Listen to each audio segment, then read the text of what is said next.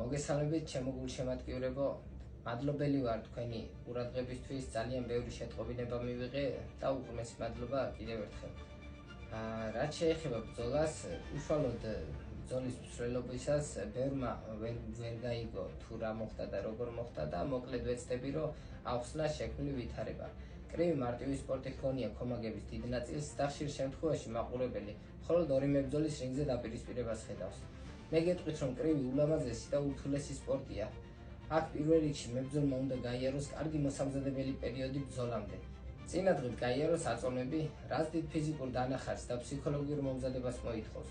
შემდეგ კარგად მოახერხოს აღდგენა და ამ ყველაფრის მერე ავიდეს რინგზე, სადაც წინ დახვდება ანალოგიურად მომზადებული ოპონენტი.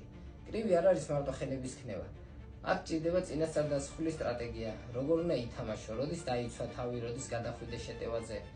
რაღაცნაირად შეიძლება ჭადრაკსაც შევადაროთ, თუმცა ჭადრაკში ძლიერი მუშტები არ მომფრინავენ თქვენსკენ.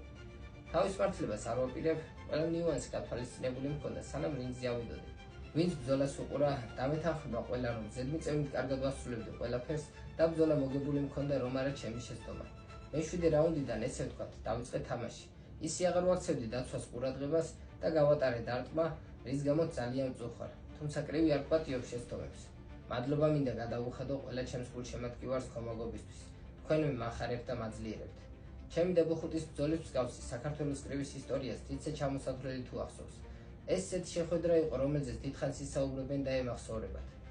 ულოცავ ბუხუტის ამ გამარჯვებას და ვფიქრობ, რომ კრივის ფედერაცია მოგცემს იმის საშუალებას, რომ მე და ბუხუტიმ კიდევ ერთხელ გავიზიაროთ რინგი. მე რევანშს ვიმსახურებ და ვფიქრობ, კრივის ქომაგები დიდი სიამოვნებით ნახავენ განმეორებით შეხვედრას. მადლობა ყურადღებისთვის, მადლობა მოსმენისთვის.